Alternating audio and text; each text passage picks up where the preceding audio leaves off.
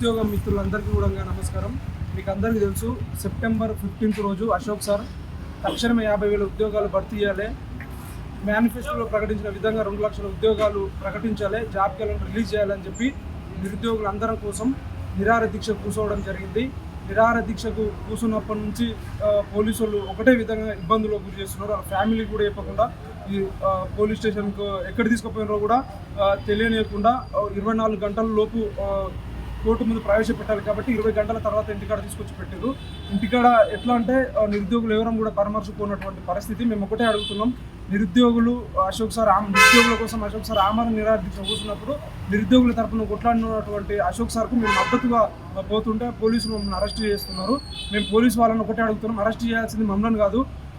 ఏ విధంగా అయితే నిరుద్యోగులను వాడుకుని ఎలక్షన్ల టైంలో గెలిచినటువంటి ఢిల్లీ నుంచి వచ్చి నిరుద్యోగులకు హామీ ఇచ్చిండ్రో రాహుల్ గాంధీ గారిని అరెస్ట్ చేయాలి.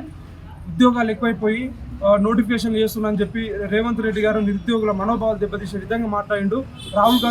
రేవంత్ రెడ్డి గారిని అరెస్ట్ చేయాలి. సారూర్ నగర్ ఇండోర్ స్టేడియం దగ్గరకు వచ్చి యూత్ డిక్లరేషన్ ప్రకటించి అమలు చేయకుండా ఉన్నటువంటి ప్రియాంక గాంధీ గారిని అరెస్ట్ చేయాలి.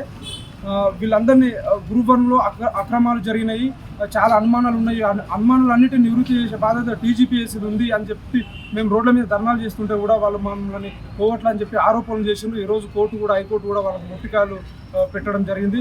అదేవిధంగా సింగిల్ బెంచ్లో మాకు అనుకూలంగా తీర్పు వచ్చిన తర్వాత కూడా వాళ్ళు డబ్బులు ఉన్నాయని చెప్పి అడ్వకేట్లను పెట్టుకొని డివిజనల్ బెంచ్ కూడా టీజీపీఎస్సీ వాళ్ళు పోయిర్రు.